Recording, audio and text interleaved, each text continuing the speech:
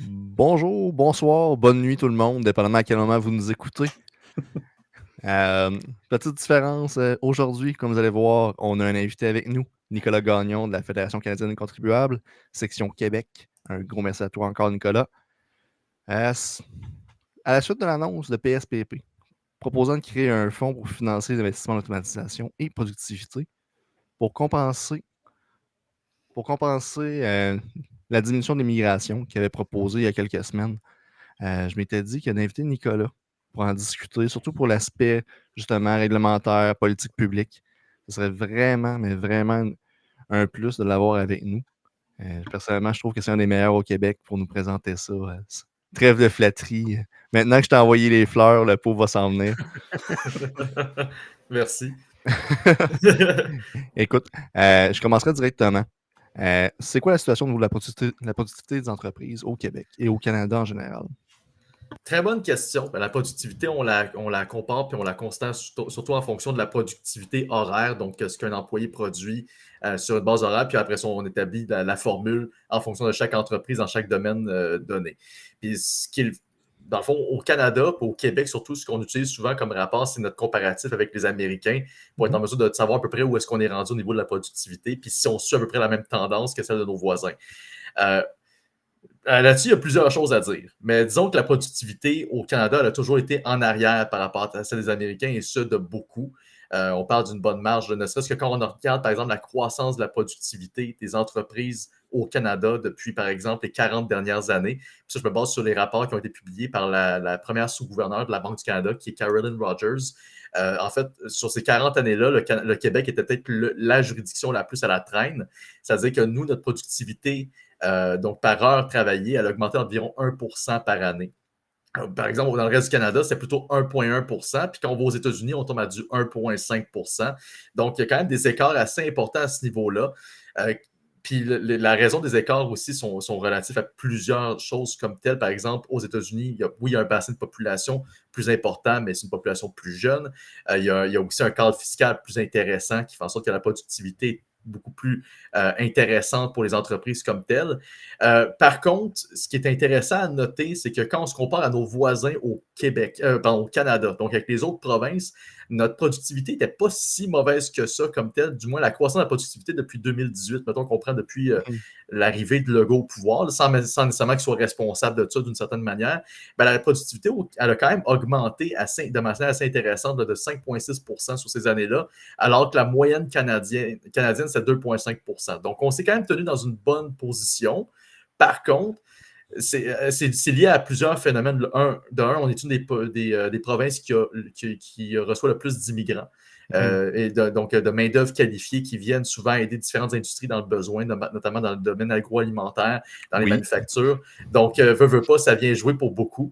Et c'est un secteur qui est assez clé au Québec. Donc, veut pas, ça a été boosté en bonne partie par l'arrivée de populations étrangères, ou temporaires. D'un autre côté, c'est peut-être là que ça va être un peu notre avantage. On a quand même eu parce qu'on va éventuellement parler de robotique et tout ça. Puis on va finir par un peu plus déboucher sur la productivité puis sur notre rapport au niveau de la robotisation. Mais là-dessus, on tire un peu de l'arrière également quand on se compare aux Américains comme avec le reste de l'Occident en général.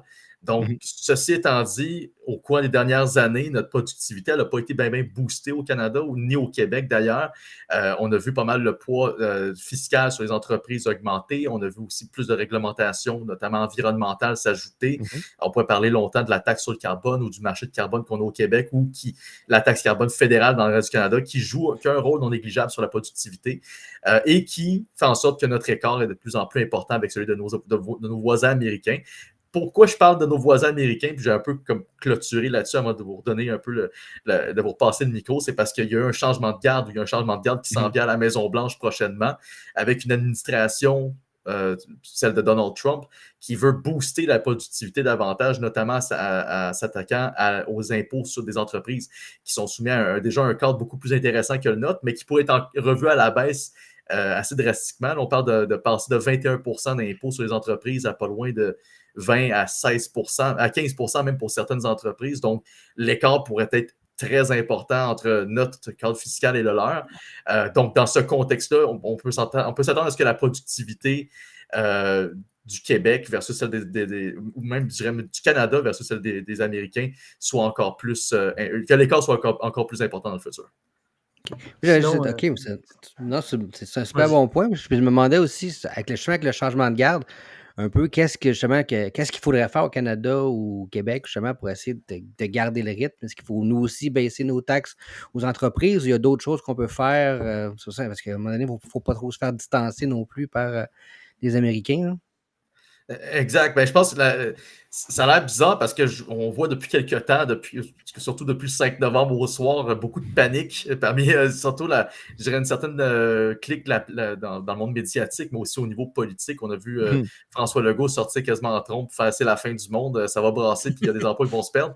Donc, bon, je veux dire, quand le bateau coule, je préférais avoir un capitaine qui est un peu moins peureux là-dessus, mais il n'en reste que moi, je ne vois pas ça comme si on s'en allait dans un mur, je vois plus ça comme une opportunité à saisir pour le Québec, ne serait-ce que se dire, ben écoutez, là, on a une administration au sud de nos frontières qui va relancer sa filière énergétique à tous les niveaux, qui va faire le ménage dans les dépenses, dans les finances publiques. Bon, c'est pas encore fait, c'est des promesses, puis moi, je prends pas pour acquis aucune promesse d'aucun politicien.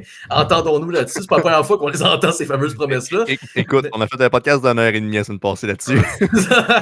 Non, mais fait que c'est ça. Entendons-nous, rien n'est fait, mais le ton est donné, puis tout indique en plus, avec la super majorité, le contrôle de toutes les chambres, tant le représentant au Sénat, la plupart des États sont dirigés par des gouverneurs républicains. Bref, le plan de match est là pour vraiment un changement important au niveau de la stratégie américaine, au niveau de leur productivité, puis de leur capacité d'attraction pour les entreprises et les capitaux étrangers.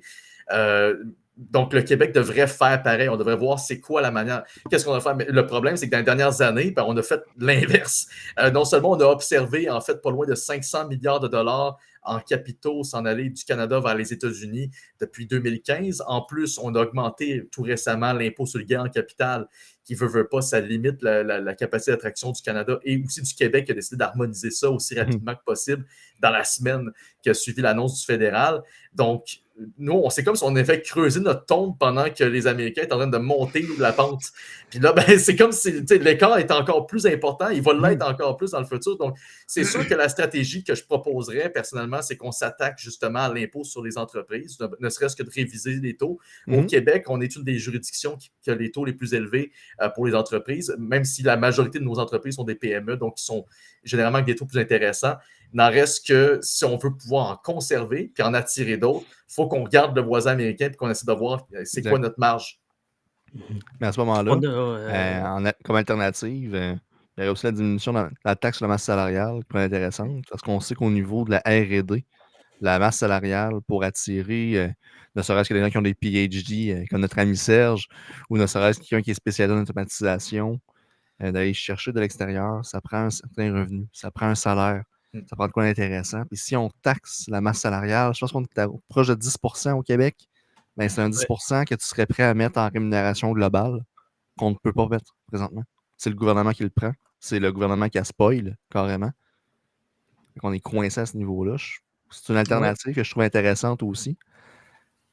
Je voulais voir un peu ton feedback là-dessus versus la proposition de notre ami PSPP de créer un fonds gouvernemental pour les investissements. Je voulais voir un peu la comparaison entre les deux approches. C'est pas on se souvient de ce que le gouvernement Landry avait fait en subvention par rapport à l'industrie du jeu vidéo. On dirait qu'il est encore là-dedans, là, des robots avec des fleurs de lys. Là, on va voir ça, mais ça va être extraordinaire. Écoute, il y a une compagnie japonaise que le robot il est déjà bleu. Fait qu'on pourrait faire une entente spécifique avec eux autres. On leur vend la fleur de j'arrête lys. ça là. J'arrête ça là. Mais le pire, c'est quand on a regardé tout le débat qui concerne la robotisation, souvent l'exemple qui nous est ramené, c'est le Japon, parce que le Japon a trouvé, pas leur seule solution, mais une de leurs solutions principales, c'est la robotisation pour parer à leurs problèmes démographiques et à leur perte de productivité également, parce que ça les affecte d'avoir une population vieillissante, veut pas. Ils ont réussi à compenser, puis c'est un des pays avec la Corée du Sud qui a fait le plus de développement dans ces technologies-là, et ça les avantage. Par contre, ils sont quand même partis de plus loin là-dedans. Ça fait plus longtemps qu'ils font dans le développement. Maintenant, pour venir à la question de la taille des taxes sur la masse salariale, parce qu'au Québec, mettons qu'on en a pas mal. Là, si on regarde, par exemple, juste le régime comme tel, tu as les RRQ, tu as de l'assurance emploi, tu as la RQAP, tu as aussi le fonds de pension, non, le CPP ou le plan de pension du Canada qui s'applique. Il y a donc, on a quand même beaucoup.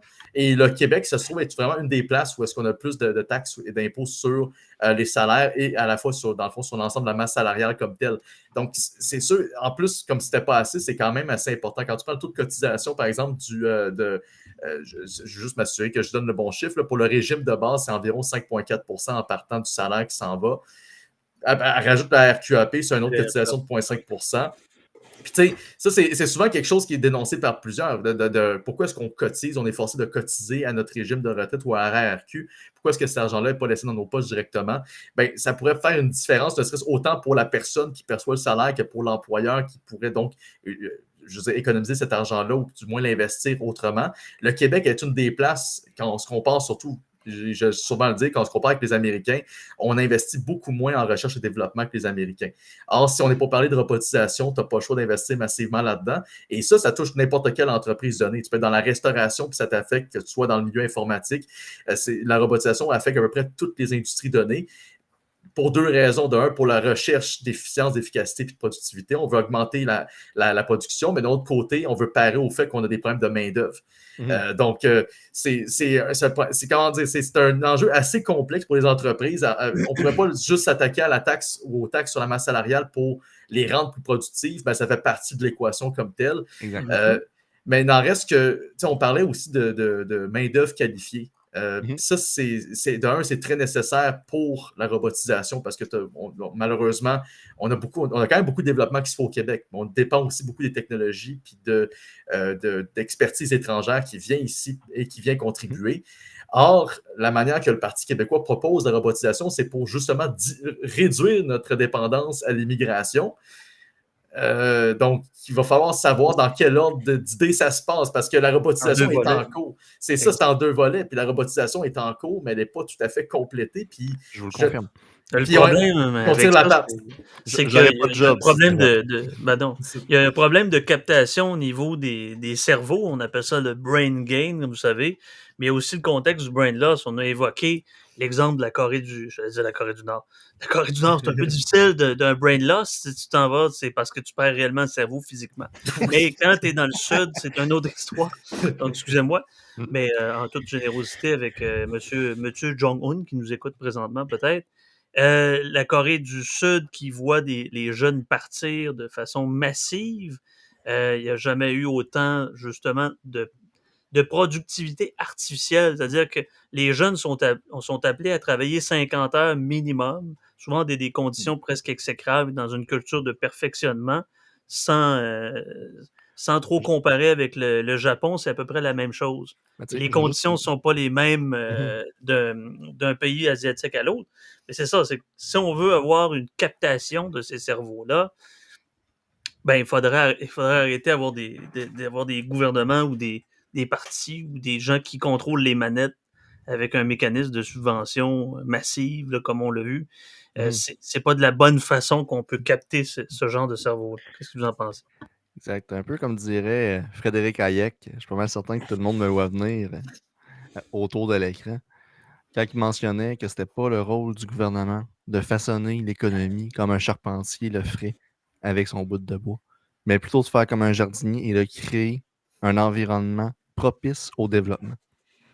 Je l'ai paraphrasé un petit peu, c'est pas une citation exacte, vous m'en excusez. Ou bien, au Québec, c'est oui, tout ça, mais au Salon des métiers d'art, on va te donner 1000$ pour starter ta compagnie qui va pas marcher. Donc, mais en même temps, dans une belle courbe aussi, quand on parle d'immigration, d'aller chercher les talents, je sais à quel point aussi, comme un parti comme le Parti québécois qui est très porté sur la langue, l'exigence du français peut justement affecter justement notre capacité de recruter des candidats à l'étranger. Ah, absolument. Ben, il y a un fond de moi qui est très nationaliste et qui tient à la langue. Je vous dis, mes ancêtres sont arrivés ici il y a 400 ans, j'aime le Québec. Mais entendons-nous sur une chose. Dans un contexte nord-américain, quand on impose le français avec des balises comme la loi 101, la loi 96, qui est 200 fois pire, tant qu'à moi, là, ça nuit à l'attraction d'entreprise, ça nuit à l'attraction de cerveau. Veut pas. Je veux dire, il y a manière de valoriser le français sans pour autant mettre des barrières supplémentaires. Déjà que le Québec, on a déjà un cadre fiscal et réglementaire plus lourd, sans même parler du cadre environnemental. Dès qu'on rentre là-dedans, on s'entend qu'on perd beaucoup d'investisseurs potentiels, mais c'est sûr et certain qu'il faut qu'on change aussi l'approche à ce niveau-là. C'est-à-dire qu'on a vu aussi dans les dernières années, en fait, tout récemment, il y a des jeunes qui vont dans les universités à McGill et à Concordia qui s'intéressent plutôt à aller en Ontario parce qu'ils voient à quel point la loi 96 pourrait effectivement limiter leur capacité d'intégration sur le marché du travail par la suite, ne serait-ce que pour eux ou pour leur start-up. Donc, tu sais, il faut se dire franchement, si on veut attirer des gens de partout sur Terre, il faut qu'on parle un peu la langue des gens de partout sur Terre, puis la langue de ce domaine-là. Je vais sûrement me faire traiter de colonisé par des péquistes à quelque part, là, mais c'est l'anglais, tu sais, puis veut pas, c'est un peu difficile, veut pas, dans ce contexte-là, parce que la France, c'est un peu différent. La France, ils se sont tranquillement positionné comme étant un gros joueur qui attire des startups. Surtout, c'est un peu le rêve, voire la mission de Macron, là, qui s'est donné depuis 2017, c'est vraiment d'attirer et de créer cet environnement propice pour ces différentes entreprises-là. Mais la France, c'est drôle, c'est quand même le pays qui est porteur de la langue française et qui capote moins sur la langue que nous et qui est entouré aussi d'un bassin de population différent. L'Europe est quand même plus diversifiée en termes linguistiques, mais il n'en reste qu'ils n'ont pas peur d'attirer justement des entrepreneurs, des investisseurs de tous les horizons, justement à cet effet-là. Fait que la langue va inévitablement jouer un rôle barrière dans notre contexte géopolitique plus que celui de d'autres, malheureusement. Ah oui, puis c'est pas que je veux être contre le français. Au contraire, je veux qu'on garde le français, protéger le français. Mais tu sais, comme aussi, moi, dans mon domaine, moi, je suis un scientifique. Dans le domaine de la science, je veux dire, un français et un allemand, quand ils se parlent de science, ils se parlent en anglais. Ouais. Fait que je pense que c'est aller chercher les cerveaux, je pense qu'il faudrait justement aller chercher les cerveaux avant, puis travailler avec des entreprises pour les franciser localement, puis les intégrer aux communautés, plutôt que de dire non, tu ne parles pas français avant d'arriver, ou là, il faut que tu apprennes en 6 mois. Tu sais, je pense des fois qu'on se met des. On se tire dans le pied un peu, je pense. Comme dirait Vincent Gelozo, on se met beaucoup de barrières à l'entrée, justement. Beaucoup. Et encore pour rester avec M. Gelozo. Ça marche aux Pays-Bas, ça marche au Danemark, ça marche en Norvège, mais l'idée de la captation est ailleurs qu'au niveau de la langue. Mais tu sais, tu me cites des pays qui sont quasiment trilingues à la base. Là. Hein? On est loin de ça. Les Danois, par contre, ne sont pas complexés aussi que quelqu'un parle anglais. Mais le pays, ça reste que le Québec est la province la plus bilingue, ou peut-être une des juridictions les plus bilingues en Amérique du Nord. Mais on ne le valorise pas, en fait. C'est une force. Exact. Mais on est quasiment complexé, en fait. Oui. Malheureusement, oui. Puis c'est sûr que quand on regarde un peu les exemples qui étaient donnés, justement, les fameuses solutions de Paul Saint-Pierre Plamondon par rapport à tout ça, parce qu'au final, l'enjeu, c'est bizarre, parce que moi, je vois la robotisation comme étant une nécessité. Je veux dire, ça aide nos entreprises à être plus performantes. On est quand même au 21e siècle, donc c'est normal de rentrer dans un McDonald's et qu'il n'y ait presque aucun être humain. Là, je sais, dans le sens que, tu sais, je vais faire un break technologique, là. En réalité, dans notre entreprise, on est rendu au point où les machines, l'Internet des objets qu'on appelle, là, les machines se parlent entre elles, se transmettent de l'information. Le superviseur, des fois, fait comme pourquoi les machines font ça? Parce que les machines, avec un algorithme, ont décelé une faille quelque part, une opportunité d'optimiser que l'humain n'avait pas décelé et qui sont elles-mêmes réorganisées entre elles avec le transfert d'informations. La technologie est rendue là. Pendant cela, au Québec, on est encore à discuter de rentrer des machines d'usinage à commande numérique. On est encore avec les fax puis avec Windows quasiment XP dans les cieux. Au niveau du gouvernement, oui. Mais au niveau des entreprises, là, on est encore en train de discuter de rentrer des machines à commande numérique. On parle d'une technologie des années 80. Question là-dessus, Henri Cochet, mon collègue Francis, est-ce que l'hyper-syndicalisation du Québec a justement joué dans cet ralentissement technologique, selon toi? En partie. Perception personnelle, et corrigez-moi si je me trompe, mais la perception que j'ai des milieux syndicaux, c'est que la réticence au changement est toujours plus grande dans ces milieux-là. Oui, la destruction créatrice va t'enlever des leaders syndicaux, ça va. Ouais, mais justement, ils veulent garder le job. La résistance au changement fait en sorte que d'implanter une nouvelle machine, qu'elle seule va produire l'équivalent de 3 personnes, ou en fait, qu'elle n'a pas de variance à son chiffre de travail. Parce que sur un chiffre de 8 heures, tu es productif, en théorie, 6h30 en réalité. Okay? Tu as deux pauses de 15 minutes de payer. Tu ne travailles pas. Tu tombes à 7h30. Après ça, c'est pas vrai que tu as 100% de ton potentiel maximum en permanence. Tu as 6h30 au maximum de capacité productive par chiffre de 8 heures. Au maximum. J'ai oublié l'heure de dîner aussi. Il y en a qui ont Non, l'heure de dîner, je ne rentre pas dans le 8 heures. OK. C'est bon. Je le rentre pas dans le 8 heures. Fait que tu as au maximum 6h30 de production. Tandis que le robot, lui, break syndical, encore lisse. Jour férié, encore lisse. Non, mais il est possible que la CSN, étant alliée du PQ, veuille syndicaliser les robots. Mais je veux dire, sincèrement, ça va s'en venir à ça. En fait, dire, ils syndiqueront pas les robots. Ils vont mettre une taxe sur la robotisation pour financer les syndiqués qui sont chez eux. Ils en discutent réellement. Là. Ben, le pire, c'est que ça a l'air farfelu dit de même, mais d'où viendrait le fameux fonds pour soutenir l'innovation et la robotisation? Parce que pour créer un fonds, il te faut quand même de l'argent. Un peu de la manière que le fonds vert il est alimenté par des revenus qui viennent de la vente des fameuses parts de carbone sur le marché de carbone. Ben, dans ce cas-ci, d'où viendrait l'argent pour ce fameux fonds-là? Parce que, bon, Paul Saint-Pierre Plamondon, il a fait cette fameuse sortie en disant ben écoutez, on va créer un fonds, ça va aider la robotisation, puis ça va faire en sorte qu'on dépend moins de l'immigration. Mais il n'a fourni aucun chiffre là-dessus. Là. Il n'a vraiment fourni aucun chiffre. Puis historiquement, nos fonds ne sont pas nécessairement les plus efficaces au Québec quand on regarde ça. Je veux dire, comme le fonds vert, c'est peut-être un exemple qui est plus flagrant pour deux choses qui sont assez intéressantes. D'un, parce que le Québec s'obstine à vouloir le conserver. Alors, en ce moment, j'ai parlé tantôt du changement de garde à Washington, mais il y en a aussi un qui s'en vient possiblement à Ottawa l'année prochaine. Puis ça pourrait changer la game par rapport à la question du carbone. Mais j'essaie juste de vous retrouver les chiffres. Ah, voilà. C'est parce qu'il y a un constat de la vérificatrice générale qui a été fait en 2020. Parce que le fonds vert, il sert essentiellement à, oui, cumuler cet argent-là qui est perçu à travers les ventes de parts de carbone, mais c'est pour être investi entre autres par le ministère de l'Environnement et de la lutte au changement climatique, puis le ministère des Transports du Québec. Essentiellement, la mission principale, c'est réduire les émissions. Donc, c'est pas très précis, c'est très, très vague. Puis, les trois constats, écoutez, c'est assez flagrant. La plupart du temps, ce qu'il disait carrément, c'est qu'on n'avait aucune idée c'est quoi vraiment l'appréciation de la performance du fonds vert.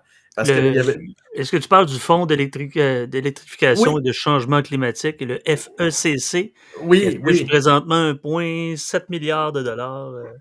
Exact. Ouais. Exact. Je l'appelle Fonds vert parce que c'est le nom original, mais ils l'ont changé de tout. Parce qu'apparemment, ça fait plus intelligent puis il y a plus de lettres dans l'acronyme, mais c'est vraiment. c'est la raison principale. Ils ont réussi. Puis ils ont démontré aussi que ce fonds-là, au final, son impact réel au niveau des émissions, c'est même pas 0,3% des émissions. Donc, je veux dire, depuis le temps qu'il a été inventé, ça fait au-dessus de 10 ans que ça existe. On peut pas. Tu sais, le but du fonds, c'est de réduire les émissions. On ne sait pas où est-ce que l'argent s'en va. La plupart des ministères ne sont pas capables de nous dire exactement comment est-ce que les programmes d'aide financière sont utilisés. Il n'y a même pas de reddition de compte au niveau de la performance des placements qui sont faits ou des fameux placements responsables qui sont faits avec le fonds. Fait que là, tu te dis, OK, ça, c'est un fonds de 1,7 milliard qui est glissé en catimini, mais ce n'est pas le seul fonds qu'on gère tout croche au Québec. Il y a aussi le Fonds du développement économique qui a été largement utilisé, là, ça s'appelle le FDE. C'était le fameux fonds là, que Fitzgibbon tripait pas mal à distribuer de l'argent à droite et à gauche. Puis ça se trouve qu'on a passé les dernières années à le renflouer à chaque fois parce qu'il était constamment déficitaire. Puis on pourrait même aller plus loin et parler des 17 milliards qu'on a distribués. Ce fonds-là me faisait penser à un étudiant de cégep qui allait décaisser ses prêts et bourses pour aller s'acheter de la pizza. Essentiellement, c'était ça. On rembourse, on remplit. C'est un portefeuille.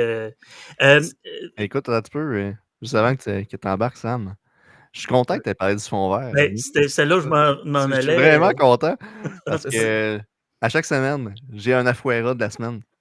Et j'espérais que tu en viennes au fond vert, justement. C'était mon Afuera de la semaine. Hein? Absolument. OK, je pensais que c'était Serge. Non. C'est mon Afuera de la semaine. C'était volontaire. Je pensais que c'était deux. Je suis vraiment content que tu l'aies plugué. Ben, ça fait plaisir. Écoute, ça serait mon Afuera, honnêtement. Ça serait ma plus grosse victoire à la Fédération si jamais ça arrive. Parce que nous, on ne veut pas, on est une des premières organisations au Canada qui mène le combat contre la taxe carbone. Puis ça a pris du temps avant de. Ouais, puis ça a pris. Ouais, ça aussi, c'est un autre Afuera qu'on attend avec impatience. Mais l'affaire, c'est qu'au Québec, là, on parle. On parle du coq à l'âne, mais je vais y revenir. Il en reste que le Québec ne peut pas se débarrasser de son marché de carbone pour l'instant, parce que sinon, ils se ramassent avec la fameuse taxe carbone fédérale automatiquement. Donc, pour qu'on puisse se débarrasser du marché de carbone, il faut qu'on attende le lendemain des élections fédérales, où est-ce qu'on, espérons-le, Pierre Poilievre va tenir parole. Et une fois que ça sera fait, là, le Québec aura la liberté de s'en débarrasser ou pas. Là, il va falloir espérer que François Legault, avec la pression du fait qu'on serait la seule place en Amérique du Nord avec une taxe carbone provinciale, puisse faire OK, je m'en débarrasse aussi. Donc, c'est une victoire, mais c'est sur le long terme. Mais je crois sincèrement à ce Afuera. Il viendra en temps et lieu. Oui, mais ça, il faudrait qu'on tasse certains députés bloquistes qui peut-être arriveront en force l'année prochaine, parce qu'il faut le dire, il faut le mentionner, là, c'est quelque chose que je n'intègre pas encore, parce que bon, M. Trump a été élu récemment, toute son administration, comme on l'a signifié tantôt, mais ceux qui sont sur le guidon du pouvoir actuellement, c'est Legault et Trudeau pour encore énormément de temps. Donc, les négociations qui vont devoir aller de pair, vous avez le triumvirat Joly, Trudeau et Freeland qui vont négocier quand même. Donc, c'est eux qui coordonnent l'affaire. Et je doute sérieusement, tu me diras, tu me confirmeras, Nicolas, mais si on doit encore se serrer la ceinture plutôt que ce soit les ministères eux-mêmes qui se serrent la ceinture dans une gestion plus efficace. Il y a plusieurs choses qui pourraient se passer au cours des prochaines années. C'est sûr que moi, je préfère être le plus optimiste que possible, contrairement à nos dirigeants qui faisaient quasiment des conférences de presse pour dire que c'était la fin du monde puis on allait perdre des jobs au Québec dès le lendemain de la victoire de Trump. Mais disons que c'était pas très, très vaillant. Mais, tu sais, pour venir sur la thématique de la robotisation, justement, ma crainte, c'est que j'avais été voir des chiffres par rapport, puis j'essaie de vous les sortir à l'instant, par rapport à l'état de la robotisation au Québec, par rapport aux autres juridictions. Ah, c'est ça. Selon le ministère de l'Économie, puis ça, je sors ça rapidement, le Québec présente une densité de robots inférieure à celle des autres pays industrialisés et des autres provinces. La population dit que c'est 136 robots par tranche de 10 000 employés. Encore là, je ne connais pas vraiment ce qu'on veut dire par robot, si c'est spécifié comme tel. Alors que si tu vas aux États-Unis, c'est 176 pour 10 000 employés. Puis si tu vas en Corée et au Japon, là, on est à un autre niveau. Mais il n'en reste que, pour moi, la robotisation, c'est synonyme de progrès technologique. Et veut pas, c'est tout rattaché à notre capacité d'attirer des capitaux, d'attirer de la main-d'œuvre et surtout de la main-d'œuvre qualifiée au Québec. Mais là, si on se ramasse avec une administration Trump qui est aussi vorace et qui va encore plus loin dans ses baisses d'impôts pour créer un cadre qui est encore plus intéressant pour les investisseurs comme les firmes étrangères, ma peur, c'est que ça allait justement doper leur économie avec une exode même de notre propre secteur robotique qui irait aux États-Unis plutôt qu'ici. En plus, je ne veux pas non plus garrocher tout à droite et à gauche, mais mettons Elon Musk, par exemple, qui se retrouve à être une des personnes, la personne la plus riche au monde, qui joue un rôle clé dans l'administration Trump et dans sa victoire d'ailleurs. Ce gars-là, il a définitivement quelques tours dans sa poche pour justement créer cet environnement économique qui attirait davantage de joueurs qui sont dans la même industrie que celle dans laquelle il opère. Donc, autant les voitures électriques, la filière électrique, la robotique. Donc, c'est ça, ma principale crainte, c'est que même si on arrive à négocier des bons termes, notamment avec les négociations de l'accord Canada-États-Unis-Mexique en 2026 qui va être ouverte, la SUM, même si on arrive à négocier des bons termes pour protéger le secteur, la gestion de l'offre avec le secteur laitier ou le bois d'œuvre ou l'aluminium, les secteurs qui nous mettent dans une position plus intéressante vers le futur pour nous conserver productifs et attractifs, c'est ceux-là qui, je pense, qui vont être les plus affectés par les prochaines politiques de l'administration Trump. Peut-être que je me trompe. Honnêtement, j'espère me tromper. J'espère qu'on va plutôt faire un 180 degrés puis ça va être l'inverse qui va se produire. Mais il faudrait tout un coup de dé pour que ça arrive, justement. Là. Mais tu sais, on a 2 premiers ministres super impopulaires qui vont perdre leur job dans les prochaines années. En tout cas, on se croise les doigts. En tout cas, au Québec, je ne suis pas sûr que l'alternative est meilleure, mais ça, c'est un autre débat. Mais ça, c'est une occasion rêvée pour faire un 180, justement, puis je dis, allez, full pin, puis genre, go, productivité, on coupe. Tu sais, je comprends pas qu'ils vont pouvoir s'enfoncer, puis oh my God, c'est la fin du monde, Trump est élu, là, tu sais. Il y a quelque chose que j'aimerais ajouter là-dessus, c'est que la productivité, certains ont l'impression, peut-être à défaut, de penser qu'en augmentant leur productivité, ils le font parce que, bon, on parle des classes moyennes, on parle des gens qui essayent de travailler plus pour gagner suffisamment en termes de ce qu'on appelle le pouvoir d'achat. Le pouvoir d'achat est en diminuant au Québec. l'assiette fiscale est de plus en plus imposée quand même. Et dans les prochaines années, étant donné qu'on est déficitaire, le gouvernement n'aura pas le choix de. On a vu là, récemment, il y a c'est-tu la sous-ministre du ministère de la Santé qui veut couper 1 milliard. Là, ça va être les sous-ministres qui vont devoir jouer au Québec présentement. Et c'est pas annoncé dans les prochains budgets. Non, c'est Ça la va être PDG de Santé Québec. C'est Mme Biron. c'est ça, exactement. Le PDG de Santé Québec. Mais là, le problème étant que si là, des gens de la classe moyenne nous écoutent en disant ben, je vais devoir travailler quand même plus pour avoir à peu près ce que je gagne d'année en année. Qu'est-ce que vous pensez de cette interlocade? Ça se dit bien? Ben, c'est un bon point parce que le pire, j'ai fait une intervention cette semaine par rapport à la place du privé en santé, puis comment est-ce qu'au Québec, en ce moment, on a une approche qui est carrément contre-productive, même quand on se compare à tout le monde en Occident, là, littéralement. Parce que là, on est passé d'un gouvernement qui était intéressé à ouvrir des cliniques privées, puis ils ont finalement transformé en clinique gériatrique. Puis finalement, le privé, ben, il est en train de le chasser à droite puis à gauche. Ils veulent mettre dehors les agences de santé privées ou les agences privées en santé d'ici 2026. Là, ils sont rendus à dire qu'on doit faire un projet de loi pour empêcher les médecins d'aller pratiquer dans le privé après avoir fini leur formation. On est rendu aussi à dire carrément que, puis ça, c'est littéralement Christian Dubé qui l'a dit, puis finalement, il a essayé de s'expliquer, mais on voit très bien ce qu'il voulait dire. Il veut sevrer le privé en santé, comme si on voit le privé comme étant le cancer du système de santé québécois, ce qui fait aucun sens quand tu considères qu'on est rendu à une 5e réforme du système de santé depuis 2020. Depuis 2000. Donc, dans les 25 dernières années, 5 réformes en santé, c'est assez moyen. Puis, tu sais, pour l'instant, je veux dire, on a autant dans ce domaine-là que dans tous les autres domaines, c'est un peu comme c'est malheureusement généralisé au Québec. On voit vraiment le privé comme un ennemi. Puis c'est pour ça que les changements qu'on a besoin de faire, si on veut vraiment s'adapter au vent qui est en train de se lever au sud de nos frontières, je les vois comme assez insurmontables dans l'état des choses actuelles.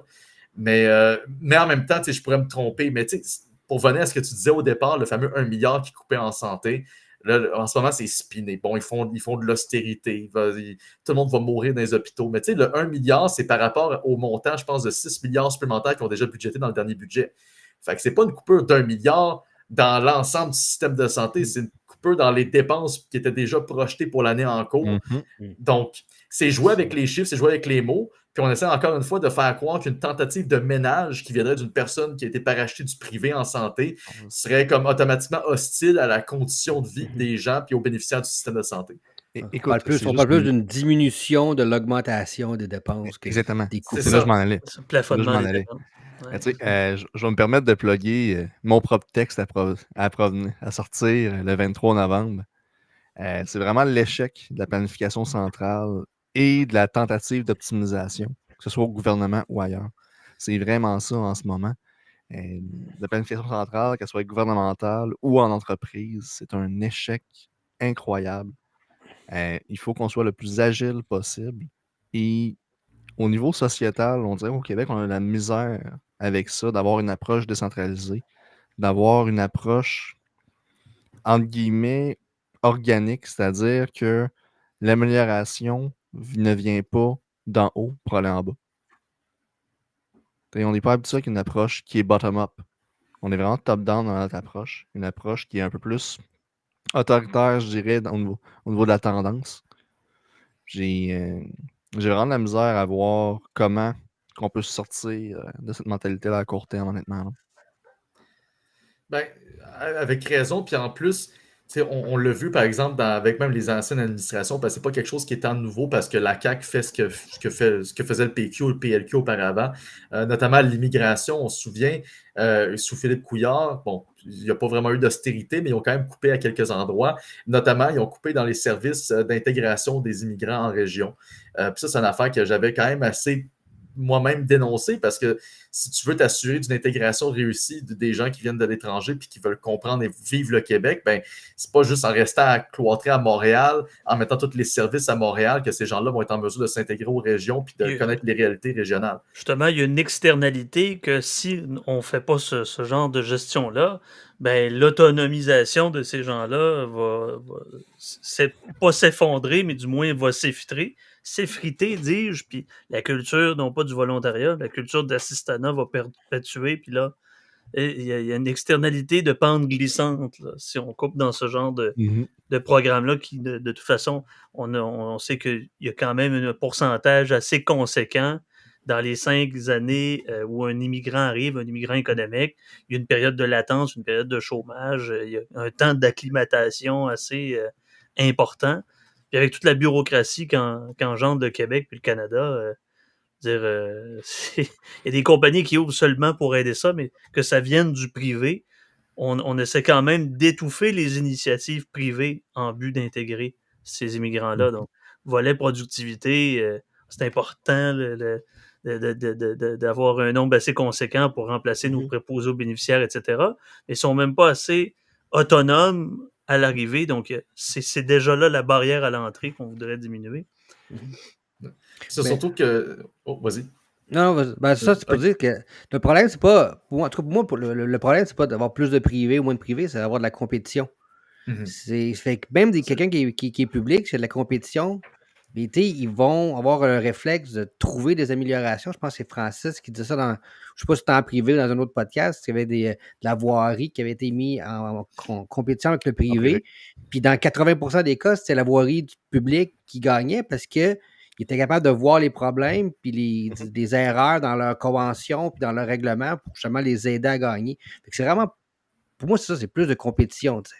Exact. Mais ça, c'était le cas de la ville d'Indianapolis que j'avais donné. Tu peux probablement le retrouver sur le site de l'IADM, l'exemple. Dans le fond, c'était le maire dans les années 2000, il me semble, début 2000, qui avait décidé de mettre en compétition la voirie avec des compagnies privées pour chacun des travaux qui allaient être faits. Et dans la majorité des cas, c'était la voirie qui gagnait parce qu'il y avait l'expertise et la connaissance de leur milieu. Mais en contrepartie, il avait donné la latitude à la voirie de faire les changements organisationnels qu'ils ont besoin pour être compétitifs. Très intéressant. Une approche qu'on n'a vraiment pas au Québec. Non, effectivement. C'est-tu à travers des projets, par simple curiosité, c'est-tu des projets de PPP ou c'est vraiment comme c'était une mise en compétition carrément à l'appel d'offres. OK. C'est la voirie appliquée à l'appel d'offres au même titre que construction, je sais pas trop quoi. Là. Ah ouais, OK. Ouais. Ah ben, on devrait effectivement avoir ça. Tu iras fouiller, là, au pire, tu choisiras qu'Adrien Pouliot, tu vas te le sortir de même. Avec plaisir. Mais pour revenir au fond de la robotisation, je voulais juste voir un peu ton avis, parce qu'on parle, au lieu d'avoir un fond puis de nommer un Fitzgibbon des robots, là, donc on peut parler d'alternatives. Excuse-moi, j'ai de voir l'image d'un gros robot qui est comme... on peut parler moi, j'ai eu un fist qui donne en tête. On peut parler d'alternatives, quand tu dis de changer les règlements à plus de compétition, mais je voulais voir, parce que tu sais, la robotisation va éventuellement faire perdre des emplois. Donc, est-ce que ça serait pas mieux d'avoir un fonds à place pour requalifier les travailleurs ou les aider justement à se former dans d'autres milieux? Je ne sais pas si ça serait une meilleure option pour toi. Ben, c'est une bonne question parce qu'à ce niveau-là, je dirais qu'il y a plusieurs choses qui sont à faire. Il y a déjà techniquement un fonds qui existe au Québec dont j'essaie de retrouver le titre depuis tantôt, qui est un fonds qui est justement dédié je vais vous le trouver, là, ça me gosse un peu de l'avoir sur le bout des lèvres, mais c'est un fonds qui essentiellement ça force les entreprises à elles-mêmes investir directement dans leur propre recherche et développement. Ils ne peuvent pas juste la recherche et développement, mais dans la qualification de leurs employés. La meilleure affaire, c'est des crédits d'impôt basés là-dessus, ça serait parfait. Au lieu de donner des subventions, les crédits d'impôt ou congés d'impôt là-dessus, ça serait... Ah, écoutez, j'ai trouvé le bon. Enfin, c'est le Fonds de développement et de reconnaissance des compétences de la main-d'œuvre. Donc, essentiellement, ça, c'est un autre fonds. Parce qu'honnêtement, on en a pas mal des fonds au Québec. On en voit une quinzaine de fonds quand on regarde les budgets, puis quand on va ensuite voir là, comment est-ce que le Conseil du Trésor fait la liste dans sa gestion de portefeuille, c'est assez flagrant. Mais bref, ce fameux fonds-là, dès que ton entreprise a une masse salariale qui dépasse 2 millions de dollars, une masse salariale qui pourrait sûrement être plus élevée s'il y avait moins de taxes sur la masse salariale. Donc, une affaire comme ça. Les employés, dans le fond, l'entreprise elle-même doit cotiser jusqu'à 1% de cette masse salariale-là, soit au fonds directement ou dans la formation de sa propre main-d'œuvre. Fait que, ce qui est assez intéressant à cet effet-là, parce que c'est un incitatif, quoique en même temps, c'est une cotisation, fait que ça peut être vu comme un impôt, mais c'est 1% d'une masse salariale, donc ça, de 2 millions et plus. Donc, c'est pas énorme comme tel. Là où ça devient problématique, c'est que 96% des entreprises au Québec font peut-être pas des chiffres d'affaires de ce type-là non plus. Là. Donc, mais tu as aussi un enjeu du type de formation qui est accepté. Une formation initiale d'un employé qui est embauché est considérée comme étant dans le 1% de formation. Ah, effectivement. Ça fait partie.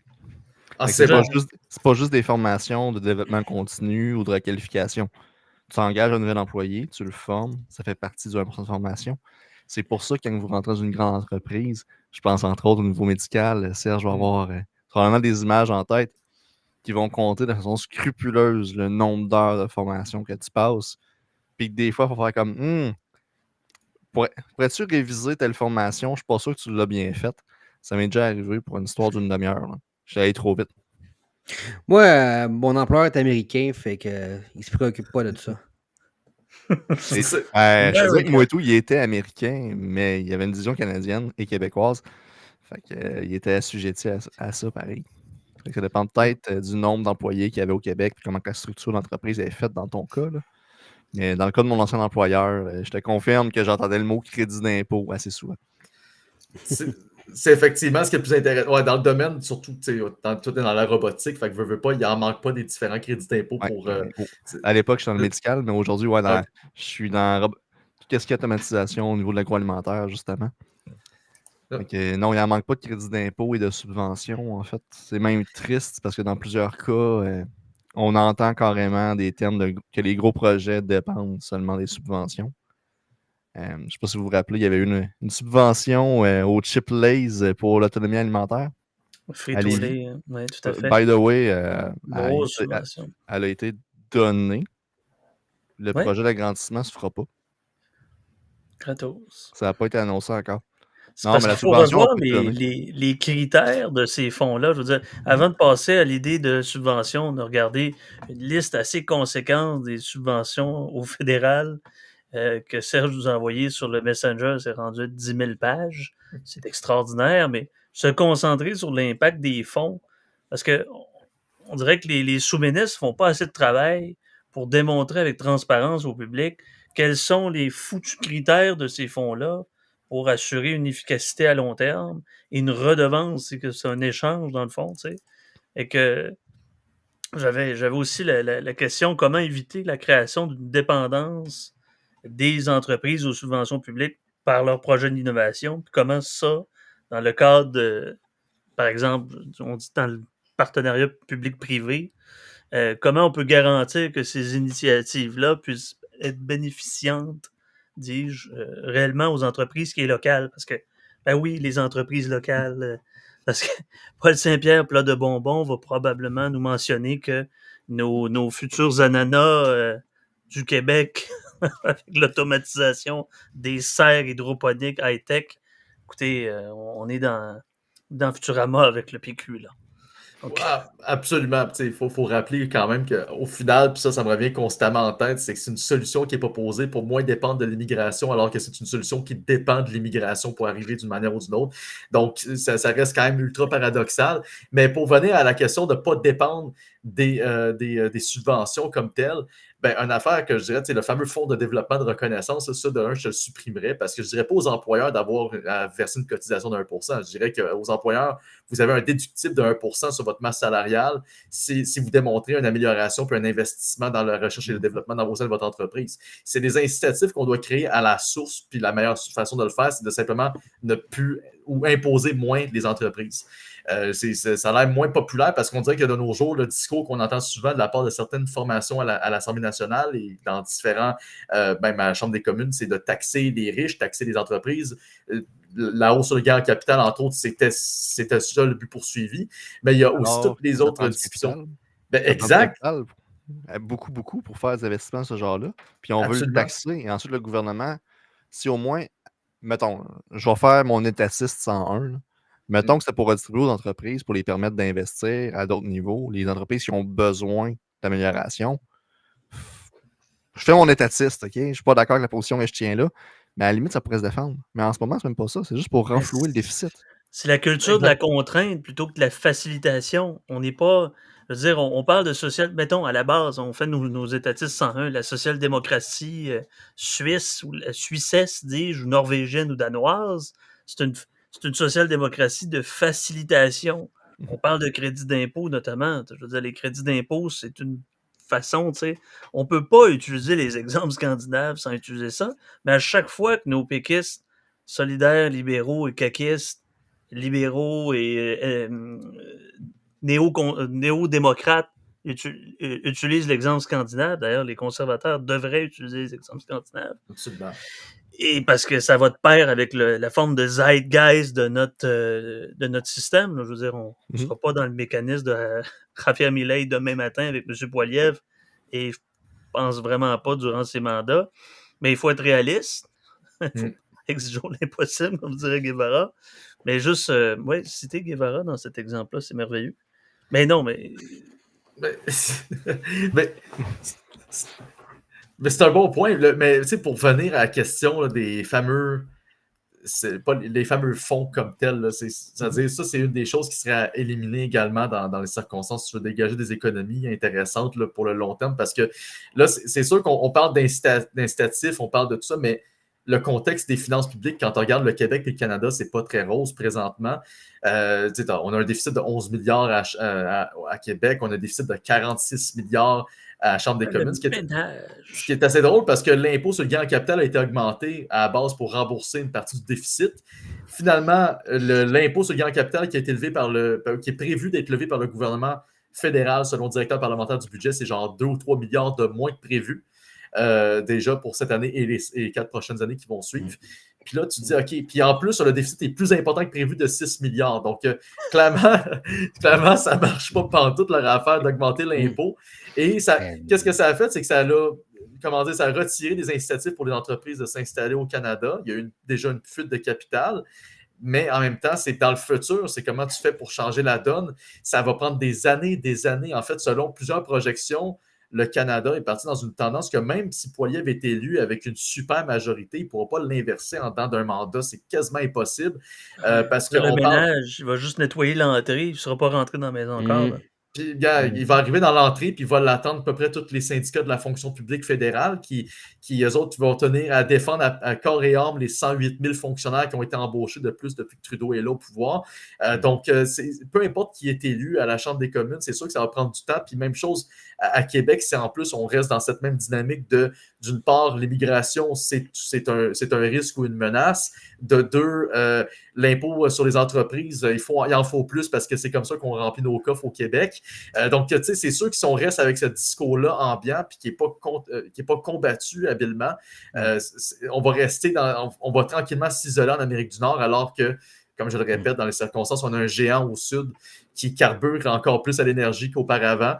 Donc, ça fait peur pour le futur, je dirais, quand on déballe tout ça.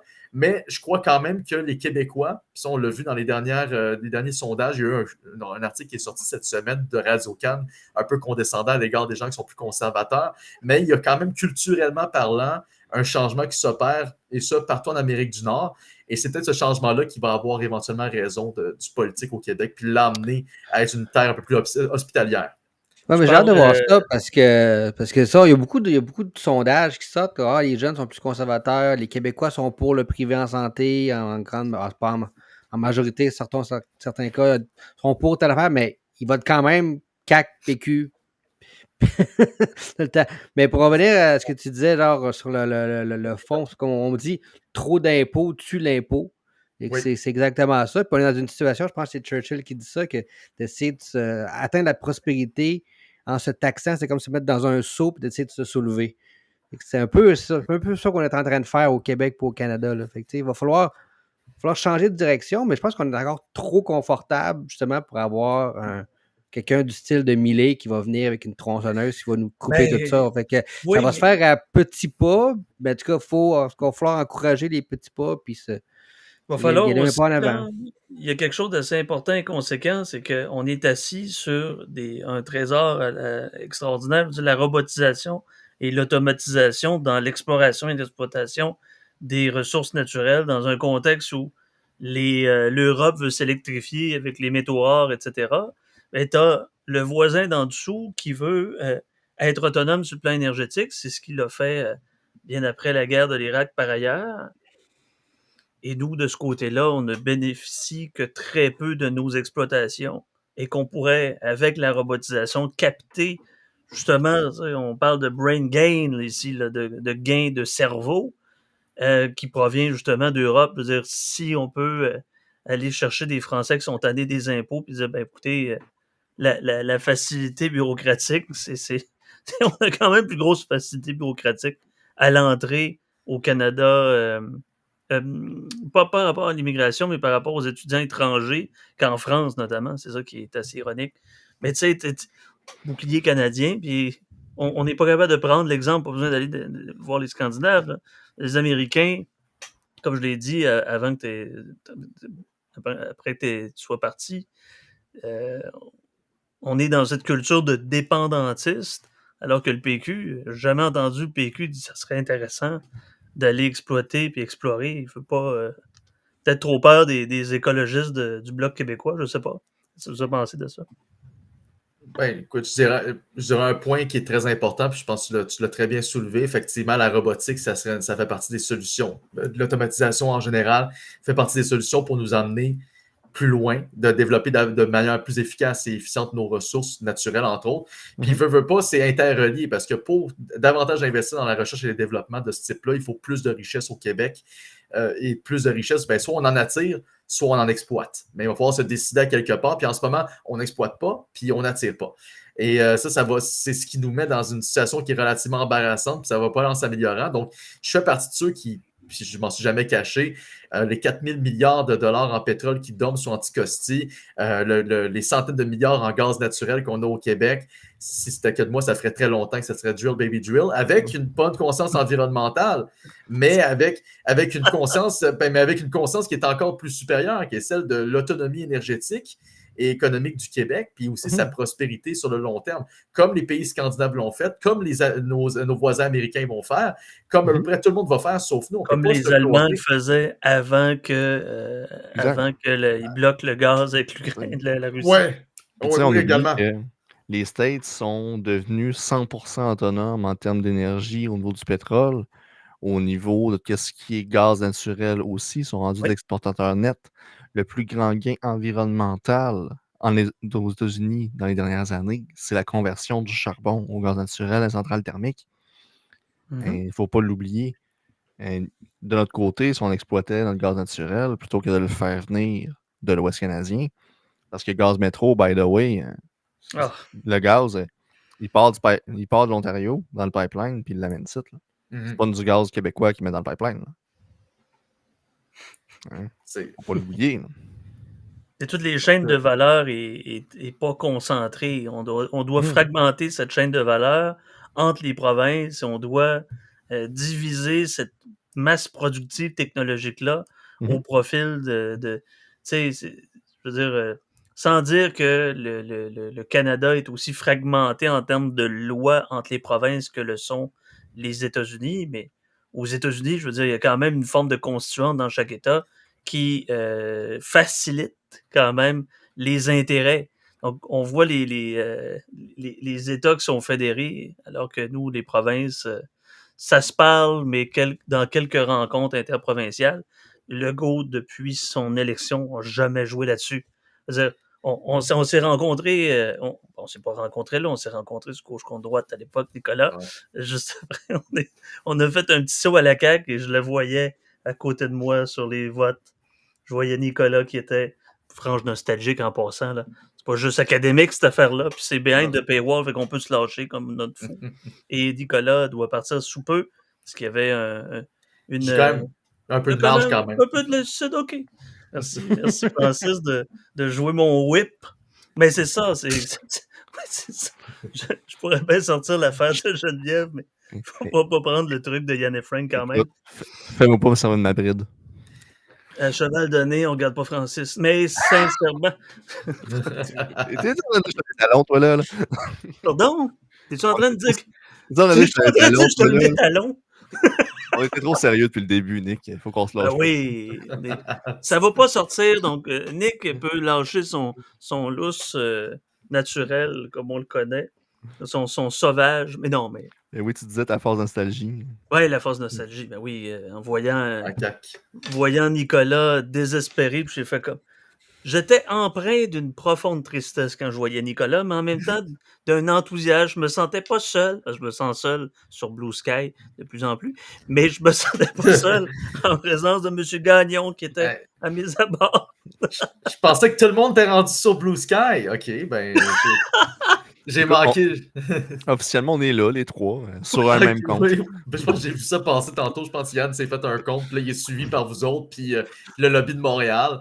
Comme quoi, il y a des gens très fréquentables sur Blue Sky qui nous attendent. Mais ouais, faire sa part, je trouve ça ridicule à quel point les gens ont été rapides à juste se créer une nouvelle chambre d'écho, alors que pour suivre les élections américaines, je veux dire, comme pour être franc, j'ai suivi ça sur X puis sur 538, puis ça m'a été très suffisant pour avoir quasiment remporté mes élections en fonction des projections que je me faisais sur la sortie du vote. Donc, bon débarras pour ceux qui vont sur Blue Sky. On va les revoir dans à peu près 1 mois et demi, 2 mois sur à peu près. On le rappelle d'aller voir le site www.contribuable au pluriel.ca. Il y a Nicolas qui ne m'envoie pas de messages privés pour me dire qu'il y a des pétitions. C'est malheureux, mais je ne suis pas assez prestigieux. Ah ouais? À moins que ce soit toi. Bonjour Samuel, vous êtes sur le point d'empêcher les politiciens de toucher une pension qu'ils ne méritent pas. Ah oui? Le Trudeau souhaite retarder les élections prévues d'une semaine. Cela permettra à des dizaines de politiciens de toucher une pension financée par les contribuables qu'ils ne méritent pas. Ces pensions coûteraient aux contribuables jusqu'à 120 millions de dollars. Les politiciens espèrent que vous ne remarquerez rien, mais vous avez vu, et grâce à votre mobilisation, ils commencent à reculer, etc., etc. Donc, de vous abonner à leur newsletter. Ils dépendent de contributions, donc du volontariat et de la signature, puisqu'on est dans un monde libre et démocratique jusqu'à preuve du contraire. Donc, les pétitions ont lieu court. Donc, une bonne représentation de tout ça. Et Nicolas fait un excellent travail avec son équipe. On ne peut qu'être fiers. C'est un lourd fardeau de s'appeler directeur Division Québec. Il disait Division Québec comme un syndicat. Du moins. Exactement. Ouais, c'est ça. Fédération canadienne des contribuables. La Fédération canadienne dans son ensemble fait quand même un bon travail. Puis, tu sais, je vais lancer des fleurs aussi à ton prédécesseur, Renaud Brossard aussi, qui faisait un très bon travail à l'époque. Il est rendu à l'IADM aujourd'hui, là. Mais il faisait un très bon travail à l'époque aussi. La gang qui est du côté plus Canada anglais fait aussi un bon travail à ce niveau-là. Franco Terresano, c'est-tu que ton penchant anglais, ça, ou c'est lui, il est d'autres choses? Ben lui, il est directeur fédéral, donc c'est un peu comme le directeur principal, si on veut, parce que veut pas, c'est le plus gros portefeuille contre lequel on se bat présentement. Mais sinon, moi, au Québec, je joue à la fois le directeur à Québec, mais aussi des affaires francophones. Donc, ça m'arrive d'intervenir dans des médias, pas souvent, mais à quelques reprises, j'ai intervenu, que ce soit en Alberta ou en Saskatchewan, où est-ce qu'il y a des médias francophones. Oui, ça m'est arrivé une couple de fois, mais sinon, c'est de couvrir des affaires fédérales. Donc, ce que Franco va couvrir, mais sinon, d'un point de vue plus francophone, pour s'assurer que l'information se rende jusqu'aux médias québécois et ainsi de suite. Parce que sinon, malheureusement, il y a un mur linguistique. On en a parlé. C'est aussi vrai en affaires quand tu es dans le domaine des communications, puis je joue un peu ce rôle-là ou ce pont-là entre les deux. Je me suis fait quand même une mission de m'assurer de deux choses, de maintenir la continuité depuis que Renaud Brossard a quitté et est rendu à l'IADM. C'est quand même des grosses chaussures à porter. Il porte des belles chaussures en plus, mais non, il y a le bon goût pour le cuir. Ouais, il y a un swag. Il y a un swag. Il fallait que je rentre dans ces chaussures-là. Puis, tu sais, j'ai quand même eu. Tant que Renaud n'a pas de souliers très fins, là, piquants, là, tu sais, les maudits souliers italiens, là, ils portent pas ça. Moi. Close off. Close off. C'est ça. Mais si tu connais Francis, c'est effectivement de quoi je parle. Là, c'est les bonnes vieilles chaussures brunes. Mais pour venir à ça, c'est ça. On a quand même. Souvent, on a des critiques qui nous disent soit on fait du astroturfing, ce qui est faux, sinon parce qu'on fait quand même de l'analyse et des travaux. C'est sûr que les gens peuvent nous critiquer sur nos prises de position, puis ils ont le droit, mais il en reste qu'on a quand même livré des pas pires résultats, ne serait-ce que même au Québec, malgré tout. T'sais, la baisse d'impôt de 1% que Legault a donné, c'était pas le premier à le promettre. Là. Il y a quand même eu le PCQ qui l'a proposé en premier, puis le Parti libéral du Québec qui l'a proposé en deuxième. Donc, il y avait déjà cette idée-là, mais de se dire qu'on l'a obtenu, c'est parce que ça faisait quand même 10 ans qu'on déposait des mémoires prébudgétaires, puis on était un des seuls groupes au Québec avec l'IEDM qui disait on veut baisser les impôts pour les particuliers. On a eu 1% en 20 ans. Bon, on attend d'autres, mais il y a aussi eu, entre autres, le plafonnement des tarifs d'Hydro-Québec. Ça devait venir avec un plafonnement des dépenses d'Hydro-Québec. Ça, ils ne l'ont pas pris au sérieux. Mais bon, malheureusement, s'il y a un choc tarifaire, ce n'est pas de notre faute. C'est à cause qu'ils ont refusé de plafonner ça. Et finalement, l'abolition du prix plancher sur l'essence qui devrait entrer en vigueur prochainement. Là, gestion de l'offre, là, je vais vous voir assez sur les brancards et sur la ligne. Mais à quand un débat face à l'IRIS? Ça, je laisse ça à Vincent. Je laisse ça à Vincent ou je laisse ça à l'IEDM parce que c'est un combat d'économistes. Moi, je fais de l'analyse de politique publique. Je suis un gars de Sciences Po. Ouais, mais c'est parce que des connaissances, mais débattre avec eux, c'est sûr que ça serait simple, c'est des socialistes. Oui, mais Nicolas, t'es dans une humilité épistémique et ce qu'on n'entend même pas provenant d'experts qui ne sont pas les experts de leur expertise. Nicolas est trop gentil et modeste pour dire que de toute façon, quand même tu serais... Quand même que tu serais quelqu'un qui fait des sandwichs au Subway, tu serais quand même capable de vaincre efficacement C'est un fait. Puis j'ai déjà affronté Force Jeunesse en direct pour la baisse d'impôts devant Marie Dussault. C'était mon premier débat en nombre, puis c'était stressant en tabarouette. C'était le fun. Mais tu sais, je l'ai fait. Peut-être que je pourrais le refaire. Mais n'en reste que c'est un plaisir de faire cette job-là. Puis ça va me faire plaisir aussi de revenir si vous m'invitez sur tous les autres sujets. T'as ta carte chouchou. Tout ce que j'ai à dire, c'est qu'il y a une mise à jour économique qui s'en vient le 21 novembre prochain à Québec. C'est vrai. À noter dans votre agenda parce qu'on va avoir des mauvaises surprises. Je veux déjà un 5$, puis je le devrais à qui de droit qui le demande, que le déficit va être plus important que prévu.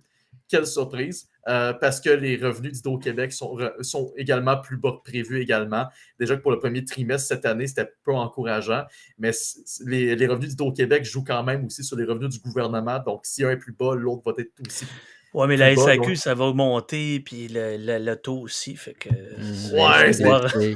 c'est pas mal sûr du contraire, moi, mais... C'est quoi ton estimé pour le déficit? On parle de 12, 13, 14? 22. Avant les comptes publics, donc avant le virement au Fonds des générations, on était à 8,6 milliards, je pense. Okay. Je m'attends à ce que ce soit plus aux alentours de 10. Ma peur aussi, c'est qu'il peut y avoir... Je veux pas l'impact que peut avoir, par exemple, l'inflation. Voici le genre de CV contre qui tu te battrais à l'IRIS. Hey. Il est analyste économique à la CSQ et ancien à l'IRIS. C'est tout ce que j'ai à dire. OK. Ouais, c'est capable. Non, oui, mais attends, donne-moi peut-être une semaine de préparation. Puis je te quand le même, je donne la préparation. Ouais, mais à diplôme donné, j'ai juste arrivé avec le livre Wealth of Nations, puis je vais le dropper sur la table puis m'en aller. Ça va être ça le débat avec l'IRIS. Moi, je vais dropper le petit livre des citations du président Mao, puis je vais juste partir parce qu'il va s'amuser puis il va lire au complet. Ouais. Peut-être ça va être bien, tu sais. L'autre jour, je l'avais pas fait. Je l'avais pas droppé son nom, mais on est derrière le Patreon et le paywall. Jean-Alex Martin qui avait envoyé un livre de Milton Friedman à Pauline. C'était parfait. Oui. Puis Pauline aussi. Ah oui, ok, cool. Il avait chipé directement à son bureau un livre de Milton Friedman en lui disant « Vu que vous ne connaissez pas l'économie, voici une bonne façon de s'instruire. » C'est un ancien élève de Fred Tétu et toujours un de ses amis d'ailleurs. Oui. Nice. C'est merveilleux. D'ailleurs, pour nos Patreonneux, nos membres, nos auditeurs qui nous écoutent de jour, de nuit, de soir, en pilant leur linge ou en mangeant leur lasagne, il y a toujours la possibilité de nous envoyer vos dessins ou vos questions et réponses. Ben oui, on veut avoir des réponses aussi, pourquoi pas. Les 3 Afuera avec un S, le tout en lettres à commercial@gmail.com. On attend vos factures, on attend vos prévisions. Donc, c'est le meilleur moyen de nous contacter. Vos suggestions d'Afuera de la semaine. Oui, absolument. Mais vos caricatures, vos sculptures, vos insultes, vos blagues, vos diffamations, vos mises en demeure. Je veux pas voir tes jouets. Dernière prédiction, déficit 10 milliards avant le 10. paiement des fonds de génération. Fait que peut-être que je me trompe, Je mais c'est note. ça. Ouais, le 5 piastres Ouais. reversé en temps et lieu. À qui? Selon ce que j'entends, t'es pas tant que ça en tort. Ah ouais, ben, j'ai pas tort, j'ai pas raison ni tort souvent, je suis toujours entre les deux en général, j'essaie de... C'est Mais le, là-dessus... c'est le Schrödinger de la raison pure. Il n'y a Mais- jamais tort ni raison. Non, mais tu sais, pour vous donner une idée, la dernière fois, là, j'étais avec Renaud Brossard, justement, quand on était allé voir le budget, quand on était au budget au huis clos. La veille, on disait, bon, ça va être combien le fameux déficit? Eux autres, ils disaient 4 milliards. L'autre, il disait, ah, ça va être 6 milliards. Moi, j'ai dit de même rapidement, je disais, ah, pas loin de 8 milliards. Ils se sont mis à rire, en disant 8 milliards, comme on, Nick, t'exagères. Je suis comme, non, je suis pas mal sûr de mon affaire. Le lendemain, c'est magnifique regarder leur face quand on a ouvert le cahier, puis on est arrivé au cadre financier. Fait comme moi, finalement, on avait tout tort, mais j'étais le plus proche d'avoir raison pareil. Fait que c'est ça. C'est comme The Price is Right. Exact. Ah, ben, t'avais pas overbidé. Oh, bankruptcy. C'est ça. Si t'overbid pas, t'es correct. Exact. On va mettre ça sur Polymarket. On va faire un. Ça serait une bonne idée. Man, Ben oui. j'aimerais donc bien ça comme question, my God. Why not? Mais ça mettrait donc bien de la pression pour vrai, ces politiciens. Pour D'ailleurs, vrai. le gars de Polymarket s'est fait arrêter là, par. Ah, man, ça, c'est un autre sujet au complet, là. On repart sur Ok, notre podcast. Ben, on peut faire ça jusqu'à temps que le compteur arrive. Je veux pas de. Le compteur, il est à 1h05. Là. Je sais pas c'est quoi le deadline, mais On ne l'a beau. pas. C'est le C'est tien. ça, de voir. C'est ton deadline pour ton bout. On peut continuer de notre bord après. Mais nous, on sait ça, ouais. il m'en reste pas peut-être à peu près 2-3 minutes avant que je parte. Donc, Bon, écoute, fait qu'on va te laisser conclure dans ce cas-là, puis au pire, on continuera après, les boys. Absolument. Nick, le mot de la fin. Parfait. Ben, écoutez, c'était un honneur de vous voir, de parler, d'échanger avec vous. Puis honnêtement, j'espère bien revenir. Vive les Los Tres Afueras. Puis on espère que que ces discussions-là vont continuer à animer les gens puis qu'ils vont même aller plus loin parce que le but de l'échange des idées, c'est...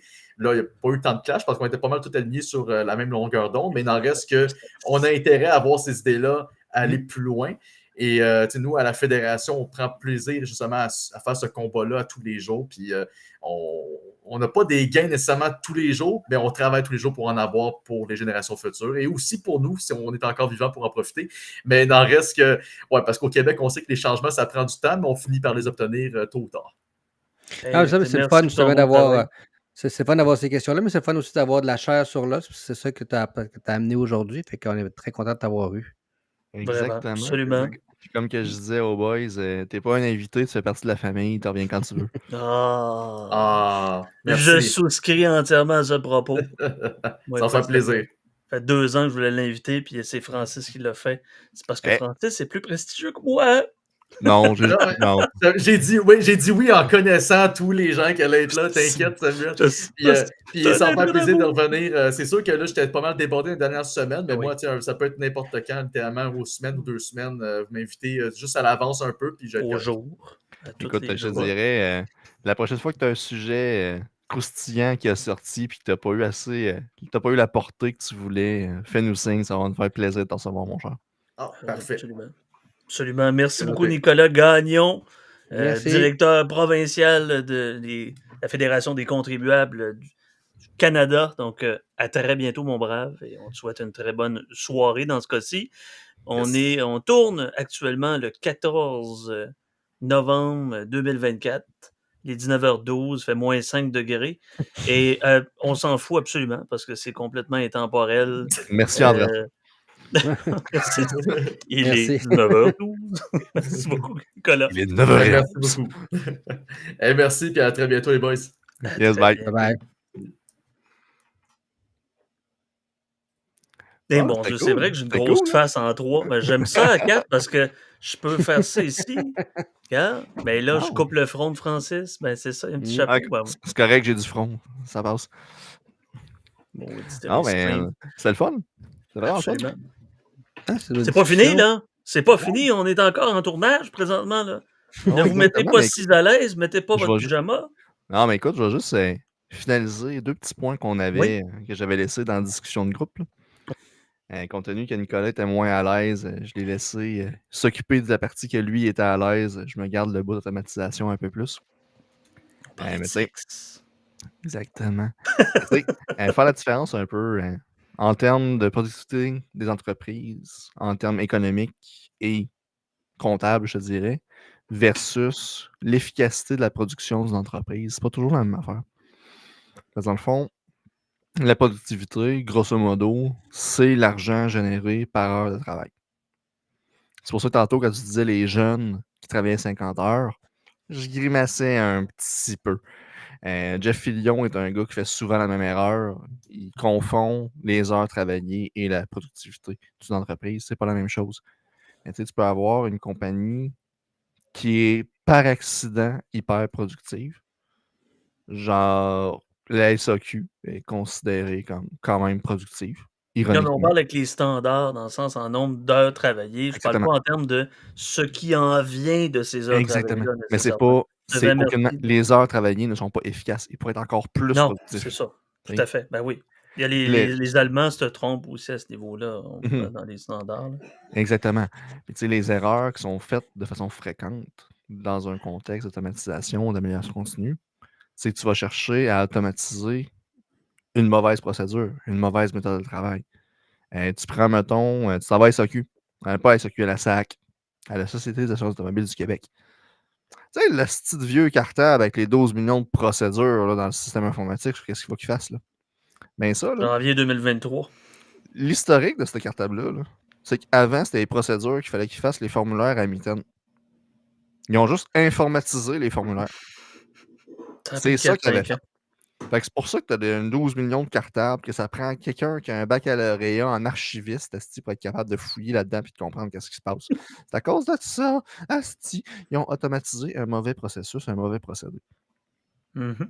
C'est carrément ça qui arrive. Puis c'est quoi qui est très, très, très fréquent. T'sais, en entreprise, où est-ce que tu vas avoir un gain? C'est quand tu remplaces, par exemple, un employé qui fait seulement de la manutention et qui n'a pas besoin de motricité fine. Quand C'est c'est de moi la ça. motricité générale, tu prends un robot, that's it, that's all, tu prends un système de convoyage, that's it, that's all, tu vas avoir un gain immense. Quand tu as besoin d'une motricité excessivement fine, de l'assemblage de précision avec une vis qui a une tête de 1 mm, parfois avec une loupe, l'être humain est plus efficace, dépendamment du volume que tu as à Cette faire. vis va-t-elle être une vis étoile à gros bout? C'est ça qu'il faut savoir. Parce que... Généralement, ça va être un tox. OK. Un embout en étoile, si on Oui. veut, à 6 pans. Pour faire simple, là, généralement, quand ça reste du petit de même, ça va être un tox. La plupart du temps. Mais tu sais, en même temps, les compagnies privées en général, faut pas, c'est pas une règle absolue, mais en général, les compagnies privées ont plus intérêt, parce qu'ils il y a un profit à la fin de la ligne, ils ont plus intérêt à revoir leur processus, changer des choses, modifier. Parce que le gouvernement, je veux dire, s'il n'est pas productif, ben c'est genre, ben, c'est parce qu'on manque d'argent, fait qu'on garoche, puis on garoche, puis on garoche. Oui, mais tu as quand même la notion. Tu as quand même la tendance naturelle de l'être humain à résister au changement. Et ça dépend toujours à la capacité de l'entrepreneur de se projeter dans le futur. C'est quoi pour lui le futur? J'ai travaillé pour des employeurs que pour eux autres, le futur, là, c'est leurs petits-enfants. Ils veulent que l'entreprise soit encore là, mais que leurs petits-enfants soient en âge de la reprendre. J'en ai d'autres avec qui j'ai déjà travaillé que le futur, là, c'est dans 2 semaines. C'est ça le futur. Dépend quel secteur Tu travailles avec quelqu'un qui c'est pour dans 50 ans. Lui va prendre le temps d'optimiser tout puis de voir toutes les pertes potentielles. Le fameux lean management, grosso modo, là, c'est juste l'identification des pertes puis tu les minimises le plus possible. On va faire ça le plus simple possible. Là. Une entreprise de management versus une entreprise de construction, c'est un petit peu ce que tu viens de me dire parce que je vois ça à travers mes clients corporatifs. Tu vois, il y a comme une... C'est tout à fait vrai, là, je le vois concrètement, des gens qui veulent s'incorporer, qui veulent fonder leur entreprise, que ce soit au fédéral ou au provincial. La notion de long terme et court terme est assez relative compte tenu des secteurs d'activité. Là. Exactement. Tu sais, j'ai un de mes clients, je ne donnerai pas trop de détails parce que je ne veux pas l'identifier, puis j'ai quand même une certaine confidentialité à garder. Là. Mais j'ai un de mes clients qui travaille dans de la viande transformée dans la région de Montréal. J'en ai aussi. C'est une entreprise qui n'est pas centenaire, mais pas loin. C'est proche de centenaire. Tu commences à donner des détails pas mal. Là. Non. Ouais, c'est commence à faire le tour des entreprises en transformation alimentaire dans le coin de Montréal qui ne sont pas le centenaire. Il y en a, OK, il y en a Il y en plusieurs. a 4, Non, dont... il y en a plusieurs. Mais tu sais, c'est une entreprise qui s'approche de centenaire, que littéralement, ils préparaient leur stock dans un corridor. Et que tout d'un coup, ils ont décidé d'investir, d'agrandir, puis on se met une ligne automatisée à la grandeur. Et je te confirme qu'ils n'ont pas pensé à OK, maintenant qu'on a cette belle grande ligne-là, de quelle façon on va travailler avec cette ligne-là. Parce qu'il y a des opérations, il faut que ça soit fait manuellement quand même, ça ligne. Même si la chaîne de convoyeur, même s'il y a des robots au travers, il y a des opérateurs qu'il faut qu'ils fassent des manipulations et qu'il faut qu'ils fassent des manipulations sur les aliments. C'est pas juste je déplace du matériel, c'est carrément je dois transformer manuellement les aliments pour en faire quelque chose d'autre. Il y a toutes les quantités, les ordinateurs qui calculent le degré de réfrigération, la portée. Non. Pas tout le temps. Pas tout le temps. Non, c'est surprenant même à quel point c'est pas toujours.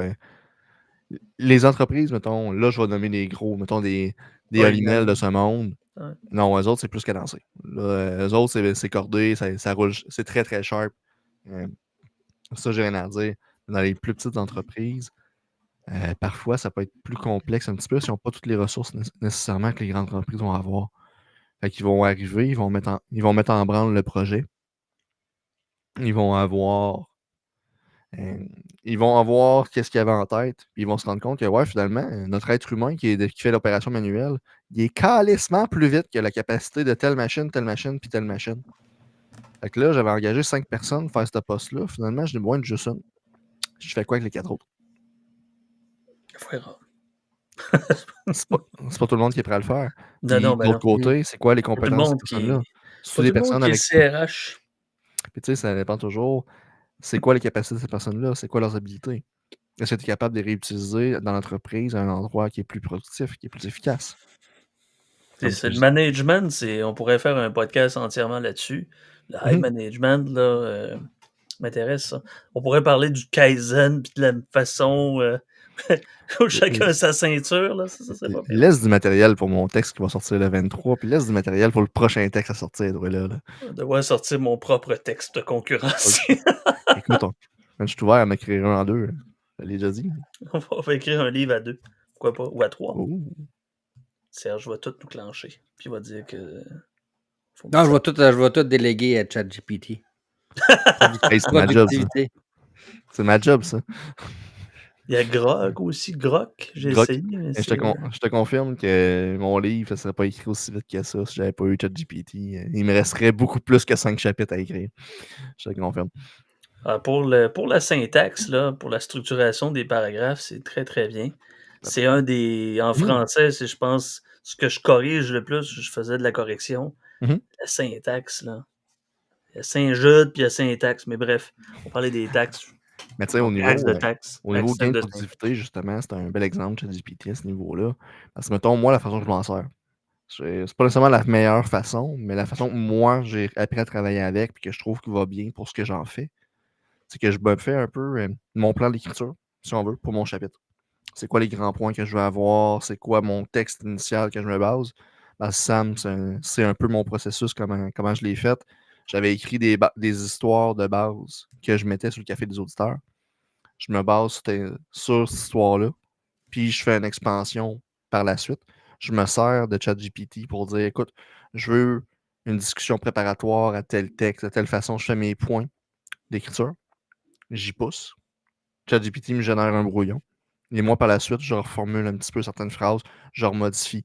Des fois, quand le brouillon ne me satisfait pas, je vais carrément lui dire, écoute, t'as compris telle affaire, mais il y a telle chose que je veux que tu corriges. Il y a encore beaucoup de corrections à faire. Des fois, il y a des niaiseries. Des fois, quand il n'y a pas de réponse, il réinvente. Il faut vraiment faire attention avec ça. Exact. Moi, je l'utilise dans le cadre de forme plutôt que de fond, là, parce que il y a des gens qui l'utilisent à trop confortable l'escient. Ça se dit pas, en tout cas. On se comprend. Ça sera sur un autre complexe, un autre sujet. C'est comme exactement. des bons exemples de productivité, justement. Là. Tu sais, moi, j'avais une présentation à faire, puis j'ai shoot le PowerPoint, puis j'ai fait moi des résumés de chaque slide, puis tu sais, je m'en sers pour pouvoir après ça, faire mon speech, mon texte. Fait que, tu sais, sur ça, tu sais, faut que tu utilises pour ça, faut pas, comme Yann a dit, là, c'est pas un Google. Là. Tu l'utilises pas comme Non. Google. C'est un outil, c'est comme une calculatrice, faut que tu t'en serves. C'est la même affaire pour l'optimisation des entreprises, l'automisation, peu importe, c'est des outils, il faut que tu utilises de la bonne façon. Exact. Exact. Tu sais, tu as C'est ça qui est plus difficile. des entreprises, ça dépend de ton procédé. Tu peux avoir besoin d'une grande ligne automatisée avec 250 robots dessus. Puis, quand on parle de robots, c'est pas nécessairement toujours le fameux bras robotisé. Tu sais, tu peux avoir une machine à commande numérique, comme que je parlais, qui est comptée comme un robot. Tu peux avoir un outil informatique qui te fait que tu saisis des données initiales et qui te produit un résultat au final, que c'est un robot. Ça dépend toujours de la définition que tu emploies. Mm. Tu as des Mais procédés. je trouve ça intéressant ce que Nick avait apporté sur le nombre de robots par 10 000 employés. Je ne savais même pas que cette statistique-là existait. C'est quand même assez fascinant. Oui. Puis On est vraiment en retard à ce niveau-là. C'est comme que je disais, au niveau technologique, on est rendu à les machines se parlent entre elles et il y a l'IA qui vient déceler des opportunités d'amélioration. Oui, exact. Tandis que de l'autre part, l'étude, là, c'est la Fédération internationale de robotique. Tu as 136 pour 10 000 au Québec. Tu en as 530 en Corée du Sud, Samsung Monopole. c'est mon Singapour, j'ai tellement hâte d'avoir le trio économique sur Singapour. Je l'attends. 400. Le Japon et l'Allemagne, c'est à peu près 300 chacun. Exact. Mais 176 pour les États-Unis. Donc, une quarantaine de plus par 10 000. Donc, ce serait intéressant aux États-Unis de le voir par État. Au moins des États, peut-être plus comme le Texas, la Californie, la Floride, il y en a probablement peut-être pas mal plus que le Kansas ou l'Alabama, là, ou l'Oklahoma. Mais oui et non, parce qu'en réalité, je regarde les endroits où tu as le plus de concentration automobile récente. Alabama, énormément. Ouais. Énormément. Mais s'il y a une place qu'on penserait pas qu'il y a des robots pieds carrés, c'est bien l'Alabama, on s'entend. Avec toutes les jokes de consanguins, on s'entend.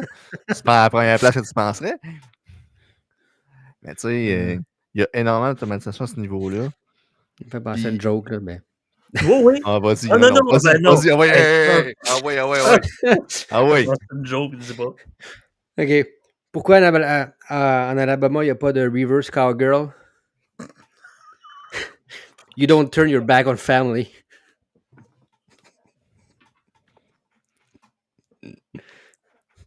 Tu te prends-tu pour Dominique Toretto à soir? Who's that? Fast and Furious. OK. J'ai arrêté après un Fast and Furious ou deux. J'ai arrêté après le premier. C'est Vin Diesel. 30 minutes. OK. Je pense que mon ami Laurent... C'est Vin Diesel là-dedans. 28. Grosso modo, c'est un running gag. Parce qu'il y a une séquence à un moment donné dans un des films où ce qu'il dit que tu peux pas m'atteindre parce que j'ai la famille ou quoi de même. Là. Même moi, j'ai arrêté d'écouter la série de films à un moment donné parce que j'ai juste décroché. C'est un Sharknado de la voiture. Là. C'est un Sharknado. Écoutez, là, on est dans le culturel aussi, pas juste l'économique et le politique, le culturel. C'est quoi ça, les trois affaires? Mais c'est quoi ça? Qu'est-ce que c'est ce projet de podcast-là? Pourquoi on continue encore? C'est quoi ça? Moi, premièrement. C'est parfait. Arrête-moi ça, c'est parfait. C'est merveilleux. Sacrément. On en a encore pour 196 épisodes. Ça va passer vite. Genre une belle barbe blanche. OK, fait qu'on a un ceiling à 200. Minimum. C'est un contrat de 200. Minimum. Minimum, c'est sûr. Ben oui. C'est comme les gars de la série Brooklyn Nine-Nine. Yes. Hey. Quand ils ont commencé la série, ils savaient déjà le nombre d'épisodes qu'ils allaient faire. Ils avaient toujours pensé la série en fonction qu'elle allait faire exactement tant d'épisodes. Après ça, ils arrêtaient. Ils avaient déjà fait leur plan d'écriture de A. Ils n'avaient pas fait leur scénario de A à Z pour chacune des épisodes, là, mais leur plan d'écriture, de les grandes lignes de développement pour chacune des saisons, ça allait être quoi? C'était déjà déterminé. C'est complètement débile là, quand tu penses à ça, cette série-là. Là. On a quand même c'était excellent. La dernière saison était un peu trop fucking woke à mon goût. Là. Ouais, écoutez ça. Le Penguin. Ça n'a aucun rapport avec ce qu'on dit. Ah, Mais le non, mais c'est Penguin. excellent. C'est juste ça que j'ai à dire, moi, sur le plan Penguin, c'est excellent. culturel.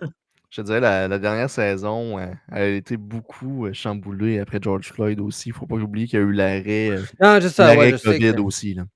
Oui, non, c'est ça que le timing dans la Ça a dernière été teinté saison, énormément par ça. ça a joué énormément, là.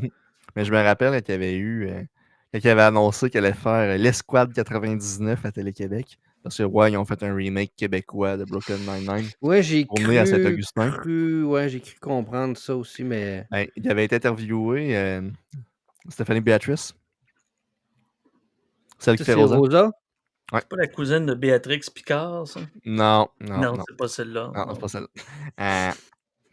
Celle qui faisait Rosa, elle avait été interrogée, puis elle dit écoute, je trouve ça plate qu'il n'y ait pas plus de représentation que ça, des minorités. Brooklyn Nine-Nine, sans que ce soit un but, ça a toujours été un exemple de représentativité au niveau culturel et autres.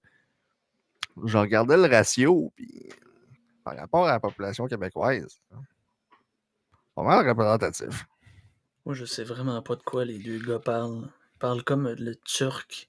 Moi, j'ai 2 heures de sommeil dans le corps. Je sais pas comment j'ai fait pour toffer jusqu'à ce temps-là. Je sais même pas pourquoi je suis encore présent. Encore présent.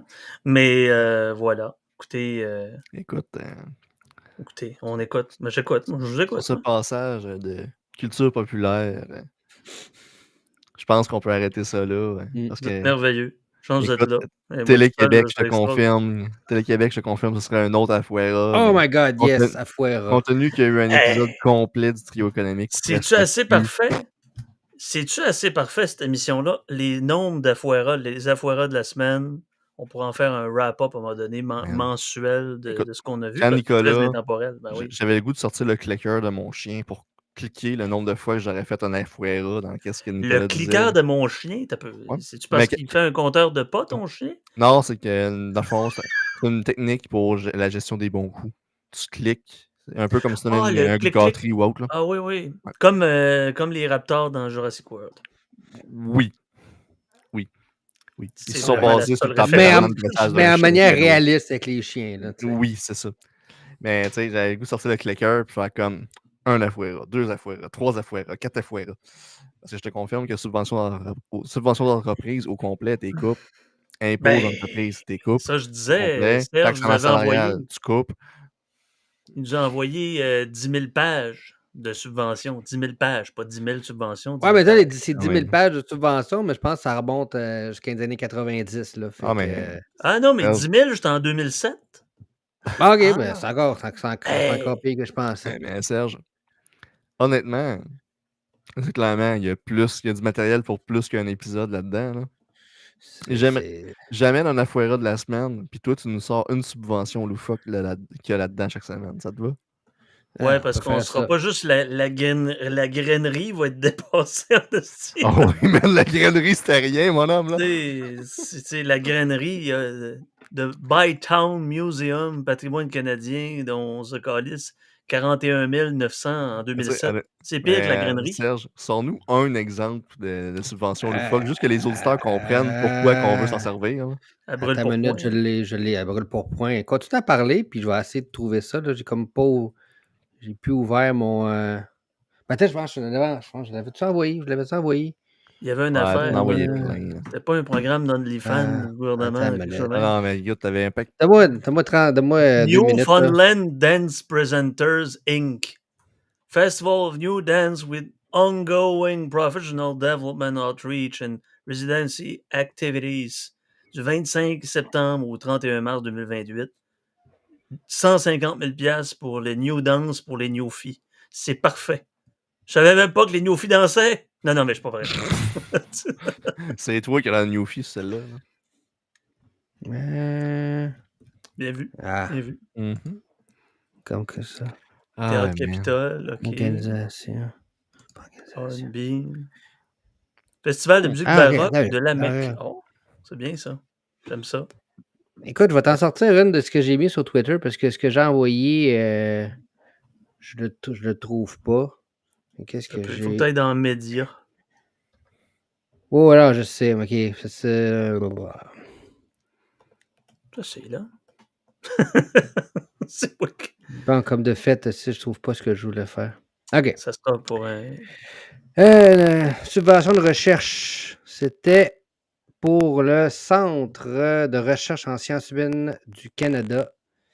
20 000 pour Gender Politics in Peruvian Rock Music. Fait que la politique du genre dans la musique péruvienne. 22 000 piastres 20 000. pour 20 000. les DDM. 20 000. Attendez, excusez-moi. Là, 20 000 pour les DDM péruviens qui dansent. DDM, de la flûte à pan dans le Vieux-Québec. Non, mais sincèrement, les Incas ont manqué à quelque part. Là. Les Incas. Un Inca, c'est un empereur. Et on chantera pas les vaisseaux d'or. Non, on n'ira pas là-dedans. On n'ira pas. Mais... Écoute, moi, la seule chose que j'ai en tête, là, c'est la fresque dans l'exposition Maya qu'il y avait au Musée de la Civilisation. Où tu ouais, mais elle n'a pas voyais... été subventionnée par le gouvernement. Non, C'est en un fait, sacrifice. non, mais la fresque, t'avais le gars qui se chopait la queue carrément. Oui, ça me fait penser à ça. Les Incas, si on manquait quelque chose. Ça, c'est à cause des conquistadors. C'est à cause d'Hernán Cortés puis de Pizarro si on a des niaiseries. 20 000 piastres pour les gender. T'as peu là. Gender Politics in Peruvian Music. Rock Music. Ben oui, OK. Non, mais je comprends. Ils ont tous des trucs, même en été. Les Péruviens aussi. Voilà. Écoute, je vais en mettre un autre parce que c'est ça que. Parce que j'ai publié le thread de le collègue à Nicolas Franco Terezano.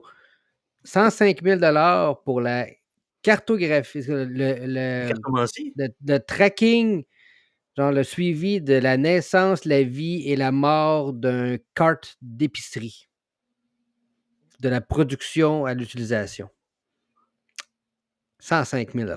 On peut-tu crisser le fonctionnaire fédéral d'un ravin? Non, mais ils prennent en compte la fabrication du kart jusqu'à temps qu'il soit recyclé et réutilisé. I guess. Dis-moi que c'est à cause de ça. Là.